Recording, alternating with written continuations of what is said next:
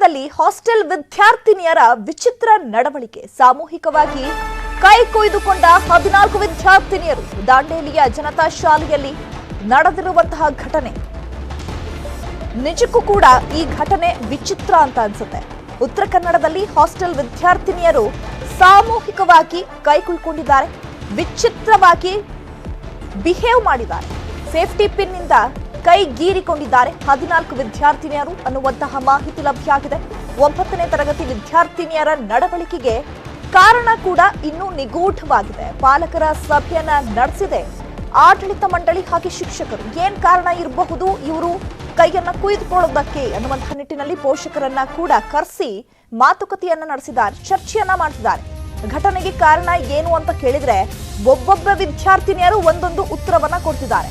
ಆದ್ರೆ ಒಂದೇ ಬಾರಿ 9ನೇ ತರಗತಿಯ 14 ವಿದ್ಯಾರ್ಥಿನಿಯರು ಕೈ ಕುಯ್ದುಕೊಂಡಿರೋದು ಅಚ್ಚರಿಗೆ ಕಾರಣ ಆಗಿದೆ. ಪೊಲೀಸರು ಕೂಡ ವಿಚಾರಣೆಯನ್ನ ನಡೆಸುತ್ತಿದ್ದಾರೆ. ಯಾವ ಕಾರಣಕ್ಕೆ ಈಗ ವಿದ್ಯಾರ್ಥಿನಿಯರು ಕೈ ಕುಯ್ಕೊಂಡಿದ್ದಾರೆ, ಅದರಲ್ಲೂ ಕೂಡ 14 ವಿದ್ಯಾರ್ಥಿಗಳು ಒಟ್ಟಾಗಿ ಕೈಯನ್ನ ಕುಯ್ಕೊಂಡಿದ್ದಾರೆ ಅಂತಂದ್ರೆ ಏನು ಬಲವಾದ ರೀಸನ್ ಇರಬೇಕು? ಅದು ಸೇಫ್ಟಿ ಪಿನ್ ನಿಂದ ಕೈಯನ್ನ ಗೀರ್ಕೊಂಡಿದ್ದಾರೆ. ಆ ದೃಶ್ಯವನ್ನ ತೋರಿಸ್ತಾ ಇದ್ದೀವಿ.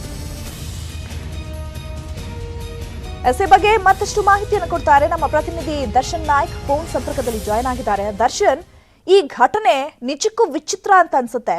14 ಹಾಸ್ಟೆಲ್ ವಿದ್ಯಾರ್ಥಿನಿಯರು ಏಕಾಯಿಗೆ ಕೈ ಕುಯ್ಕೊಳ್ಳೋದಕ್ಕೆ ಕಾರಣ ಏನು?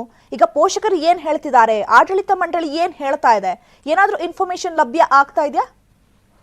ಚೈತ್ರ, ನಿಜಕ್ಕೂ ಇದು ಒಂದು ನಿಗೂಢವಾದಂತ ಒಂದು ಘಟನೆ ಅಂತಾನೆ ಹೇಳ್ಬೇಕಾಗತ್ತೆ ಇವತ್ತಲ್ಲಿ. ಯಾಕಂದ್ರೆ ಒಂದೇ ತರಗತಿಯ 9ನೇ ತರಗತಿಯ 14 ವಿದ್ಯಾರ್ಥಿಗಳು ಸಾಮೂಹಿಕವಾಗಿ ಕೈ ಕೊಯ್ಕೊಂಡಿರುವಂತಹ ಒಂದು ಘಟನೆ ಇವತ್ತು ಉತ್ತರ ಕನ್ನಡ ಜಿಲ್ಲೆಯ ದಾಂಡೇಲಿಯ ಜನತಾ ಶಾಲೆಯಲ್ಲಿ ಬೆಳಕಿಗೆ ಬಂದಿರತಕ್ಕಂಥದ್ದು.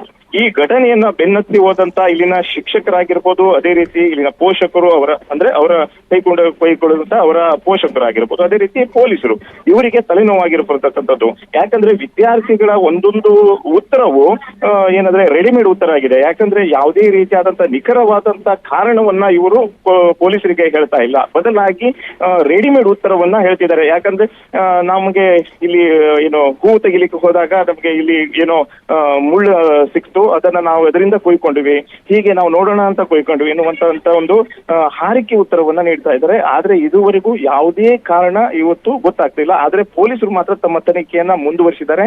ಇದರಿಂದ ಯಾಕೆ ಈ ಘಟನೆ, ಇಂಥ ಒಂದು ನಡವಳಿಕೆ ಮಾಡಿದ್ರು ಈ ವಿದ್ಯಾರ್ಥಿಗಳು, ಇಂಥ ಒಂದು ಘಟನೆಗೆ ಯಾಕೆ ಕೈ ಹಾಕಿದ್ರು ಎನ್ನುವಂಥದ್ದು ತಿಳಿಬೇಕಾಗಿದೆ. ಚೈತ್ರ, ದರ್ಶನ್, ಇಲ್ಲಿ ಒಂದು ಪ್ರಶ್ನೆ ಹುಟ್ಕೊಳ್ಳುತ್ತೆ. ಈ ವಿಷಯ ಹೇಗ್ ಗೊತ್ತಾಯ್ತು? ಪೋಷಕರಿಂದ ಶಿಕ್ಷಕರಿಗೆ ಗೊತ್ತಾಗಿದ್ದ ಅಥವಾ ಶಿಕ್ಷಕರಿಂದ ಪೋಷಕರಿಗೆ ತಿಳಿದಿದ್ದ? ಅದಾದ ಮೇಲೆ ಪೊಲೀಸರು ಈ ಬಗ್ಗೆ ತನಿಖೆಯನ್ನ ಮಾಡ್ತಿರೋದ? ಹೇಗ್ ಗೊತ್ತಾಯ್ತು ಇವರು 14 ವಿದ್ಯಾರ್ಥಿನಿಯರು ಕೂಡ ಒಂದೇ ಟೈಮ್ಗೆ ಕೈಯನ್ನ ಕುಯ್ಕೊಂಡಿದ್ದಾರೆ ಅಂತ? ಚೈತ್ರ, ಇದು ಶಾಲೆಯಲ್ಲಿ ಇದ್ದಂತ ಒಂದು ಸಂದರ್ಭದಲ್ಲೇ ಈ ಘಟನೆ ನಡೆದಿರತಕ್ಕಂಥದ್ದು. ಈ 14 ವಿದ್ಯಾರ್ಥಿಗಳು ಏನು ಕೈ ಕುಯ್ಕೊಂಡಿದ್ದಾರೋ ಅದನ್ನ ಇನ್ನೋರ್ವ ವಿದ್ಯಾರ್ಥಿ ಶಿಕ್ಷಕರ ಗಮನಕ್ಕೆ ತರ್ತಾರೆ. ಶಿಕ್ಷಕರ ಗಮನಕ್ಕೆ ತಂದಾಗ ಯಾರ್ಯಾರು ಕೈ ಕುಯ್ಕೊಂಡ್ರು ಎನ್ನುವಂತ ಬಗ್ಗೆ ಪ್ರಶ್ನೆ ಹುಟ್ಟುಕೊಳ್ಳುತ್ತೆ. ಅವಾಗ ಈ 14 ವಿದ್ಯಾರ್ಥಿಗಳನ್ನ ಸಾಲಾಗಿ ನಿಲ್ಲಿಸಿದಾಗ ಈ 14 ವಿದ್ಯಾರ್ಥಿಗಳು ಕೈ ಕುಯ್ಕೊಂಡಿರುವಂತ ಒಂದು ಬಗ್ಗೆ ಬೆಳಕಿಗೆ ಬರುತ್ತೆ.